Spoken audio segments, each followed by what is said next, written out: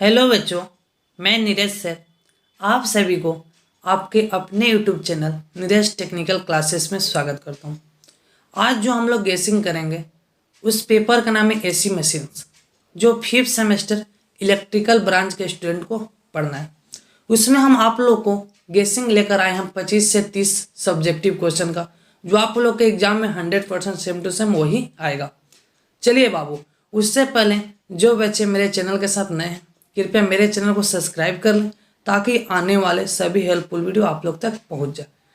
चलिए बाबू, हम लोग सब्जेक्टिव करने से पहले ऑब्जेक्टिव पर भी चर्चा कर लेते हैं कि ऑब्जेक्टिव किस प्रकार से हम लोग करें कि एग्जाम में 20 में 18 ऑब्जेक्टिव बना सके। तो उसके लिए आप लोग क्या कीजिएगा बाबू, 2 से 4 ईयर प्रीवियस ईयर का क्वेश्चन बैंक्स या आपके पास कोई मॉडल पेपर उपलब्ध हो तो उस मॉडल पेपर का पूरा ऑब्जेक्टिव क्वेश्चन को कर लीजिएगा। आपका 17 से 18 ऑब्जेक्टिव बन सकता है। चलिए बाबू, अब हम लोग सब्जेक्टिव पर चर्चा करते हैं। तो सब्जेक्टिव पर बाबू जो मेरा पहला क्वेश्चन है बाबू, वो क्वेश्चन है discuss the construction of 3 phase induction motor. कहने का मतलब बाबू कि 3 फेज इंडक्शन मोटर का कंस्ट्रक्शन वर्किंग प्रिंसिपल के साथ विथ नीट एंड स्केच लिखने को आ सकता है। चलिए बाबू, दूसरा जो क्वेश्चन है describe how a rotating magnetic field is produce in 3 phase induction motor. कहने का मतलब ये भी क्वेश्चन बहुत ही इंपॉर्टेंट है कि जो रोटेटिंग मैग्नेटिक फील्ड होता है वो किस तरह से सहायता करता है 3 फेज इंडक्शन मोटर को। ठीक है, इसको लिखने को आ सकता है। जो तीसरा क्वेश्चन है बाबू, वो मेरा क्वेश्चन बोल रहा है what do you mean bye slip of an induction motor. कहने का मतलब कि slip of an induction motor से आप लोग क्या समझते हैं उसके बारे में शॉर्ट नोट्स लिख सकते हैं। ठीक है, ये एग्जाम में 100% आ सकता है। उसके बाद जो अगला क्वेश्चन है बाबू, what is the condition of maximum torque of 3 phase induction motor. कहने का मतलब ये भी क्वेश्चन इंपॉर्टेंट है कि किस कंडीशन में 3 फेज इंडक्शन मोटर का जो टॉर्क होता है वो काम करता है। ठीक है, अगला जो क्वेश्चन है बाबू, draw the equivalent circuit of an induction motor, find an expression of torque developed. ये भी बहुत ही इंपॉर्टेंट क्वेश्चन है जो 2 से 3 बार पूछा गया, इस बार भी आने के चांस है। इसलिए कृपया आप लोग एग्जाम में जाने से पहले एक बार मेरे सभी सब्जेक्टिव क्वेश्चन को देख कर ही जाइएगा ताकि आप लोगों का फुल में फुल मार्क्स आ सके। चलिए बाबू, उसके बाद जो अगला क्वेश्चन है मेरे बाबू, ठीक है, तो अगला क्वेश्चन मेरा बोल रहा है बाबू डिस्कस, ठीक है, सेंट्रीफ्यूगेशन फीचर्स ऑपरेशन कैरेक्टरिस्टिक्स। ठीक है, ये क्वेश्चन बहुत ही इंपॉर्टेंट है। इस क्वेश्चन को आप लोग बहुत ही अच्छा से देख के जाइएगा। एक न्यूमेरिकल भी दे दिया हूँ जो कि आने का 100% संभावना है। ये 3 फेज इंडक्शन मोटर के लिए यूज किया गया है, जिसमें नंबर ऑफ पोल दिया रहेगा, आपका फ्रीक्वेंसी दिया रहेगा, आपको स्लिप दिया रहेगा। ठीक है, आप लोग को निकालना रहेगा बाबू। निकालने को आप जाएगा कि सिंक्रोनस स्पीड निकालना है। ठीक है, एन का वैल्यू निकालने को रह जाएगा, एक्चुअल स्पीड ऑफ मोटर, उस मोटर का एक्चुअल स्पीड को निकालने को आ सकता है। ठीक है, चलिए बाबू, उसके बाद जो मेरा अगला क्वेश्चन है बाबू, वह क्वेश्चन है torque slip characteristic of 3 phase induction motor. कहने का मतलब है 3 फेज इंडक्शन मोटर में ट्रैक कैरेक्टरिस्टिक को लिखने को आ सकता है, इसलिए उसको भी आप लोग देख के चल जाइएगा। ठीक है, उसके बाद जो बाबू क्वेश्चन है describe the reason for rotating of motor. ये क्या रीजन है कि जो मोटर होता है जो रोटेट करता है। ठीक है, इसके रीजन को लिखने को आप लोग को आ सकता है, ये भी आप लोग को 4 मार्क्स में आने की संभावना है। ठीक है बाबू, चलिए उसके बाद जो अगला क्वेश्चन है बाबू, एक्सप्लेन द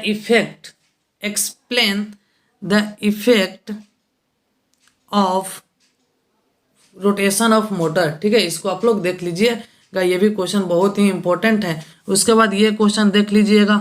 ठीक है, write the difference between slip ring and squirrel cage induction motor. ये 2 से 3 बार क्वेश्चन है, इस बार भी आने की संभावना है। ठीक है, उसके बाद जो क्वेश्चन है explain the effect of squeezing of rotors slots of squirrel cage induction motor. Same to same इस पर ही आधारित ये भी क्वेश्चन आ सकता है। ये क्वेश्चन 1 से 2 बार आ चुका है। उसके बाद जो बाबू अगला क्वेश्चन है discuss the construction features of cylindrical rotor and salient pole alternators. ये भी बहुत ही इंपॉर्टेंट क्वेश्चन है, इसको एक बार एग्जाम में जाने से पहले देख लीजिएगा। कहने का मतलब जितना भी क्वेश्चन करा रहे उसको देख कर जाइएगा। उससे पहले ये जो मेरा पेपर है बाबू एसी मशीन्स, ये मेरा पेपर थ्योरेटिकल और न्यूमेरिकल दोनों पेपर है।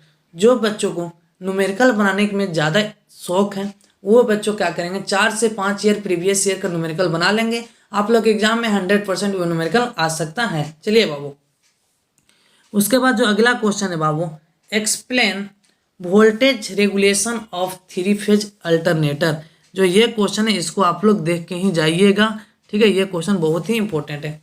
उसके बाद लिखें कि जिनको न्यूमेरिकल बनाने का शौक है वह 2014 से 2019 क्वेश्चन बैंक को फॉलो करें और एग्जाम में फुल न्यूमेरिकल फुल कॉन्फिडेंस के साथ बनाकर आ जाए, कोई दिक्कत नहीं होगा, ठीक है बाबू। उसके बाद जो अगला क्वेश्चन है, write the affecting of terminal voltage of alternator. कहने का मतलब बाबू कि टर्मिनल वोल्टेज का जो अल्टरनेटर होता है उस पर क्या इफेक्ट पड़ता है, उसका पूरा अफेक्टिंग कारक को लिखना है, ठीक है। चलिए बाबू, उसके बाद जो क्वेश्चन है, explain the construction feature and principle operation of three phase synchronous motor. ये भी क्वेश्चन 2 से 3 बार पूछा, इसको देखकर आप लोग जाइएगा।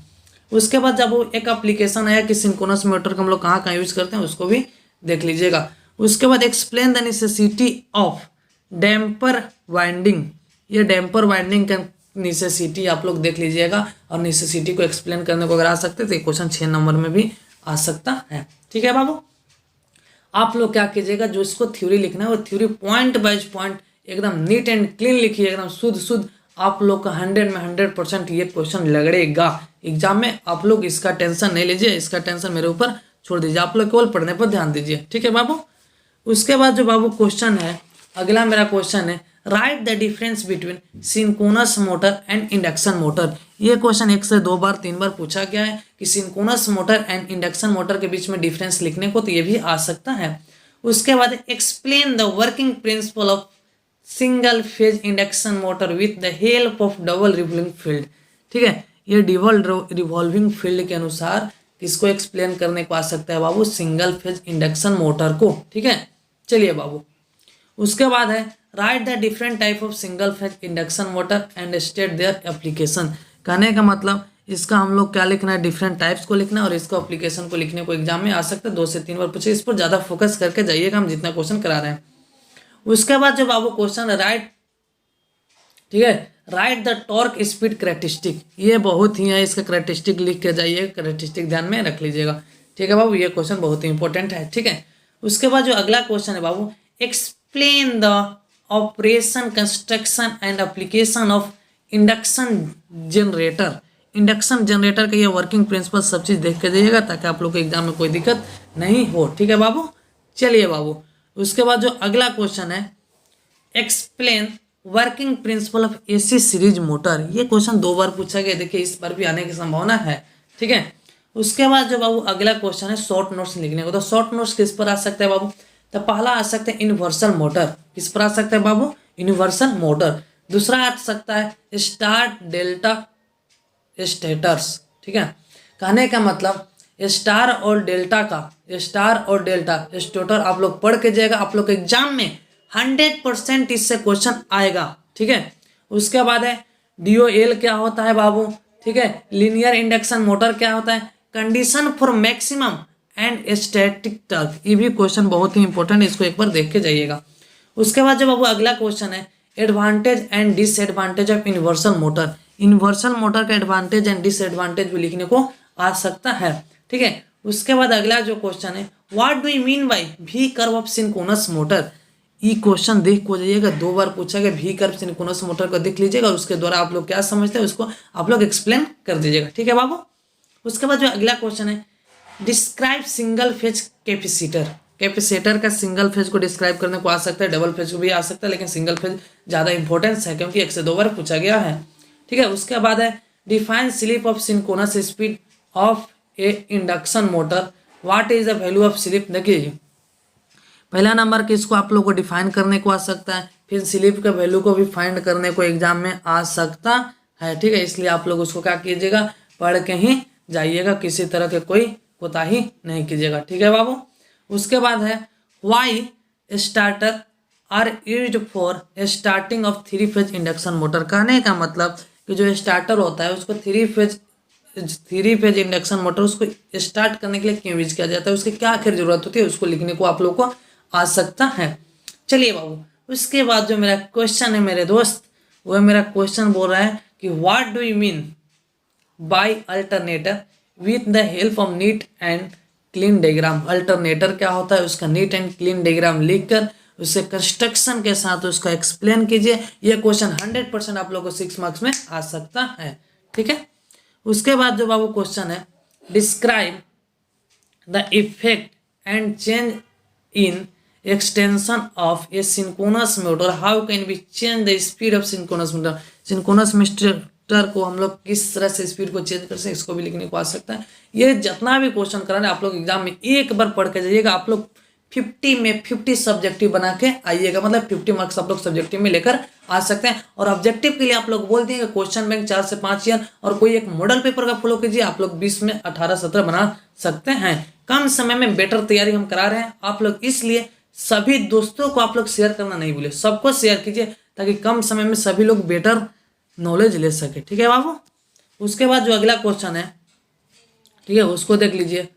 Why a single phase induction motor is not self starting, explain. ये भी बहुत ही है, ये भी बहुत ही इंपॉर्टेंट है, स्टार्टिंग क्यों नहीं होता है इसका एक्सप्लेन करने को। अगला, discuss construction and working of split phase motor, ये भी बहुत इंपॉर्टेंट है। उसके बाद explain armature reaction in alternator, ये आर्मेचर के बारे में आप लोग अच्छा से पढ़ लीजिएगा, आर्मेचर का यूज भी पढ़ लीजिएगा, उसका एक्सप्लेनेशन भी आप लोग अच्छा से पढ़ लीजिएगा। कहने का मतलब बाबू, अगर आप लोग को सब्जेक्टिव में 50 मार्क्स लाना है तो मेरे दिए गए सभी क्वेश्चन को एक बार पढ़ के जाइए, और जो आपको न्यूमेरिकल बनाना है तो 14 से 19 तक का न्यूमेरिकल को सॉल्व कर लीजिए। आप लोग 50 में 50 मार्क्स ला सकते हैं। मात्र 30 क्वेश्चन है, 30 क्वेश्चन देख लीजिए और 50 मार्क्स सब्जेक्टिव में। ऑब्जेक्टिव के लिए भी हम आप लोग को टिप्स बता दिए।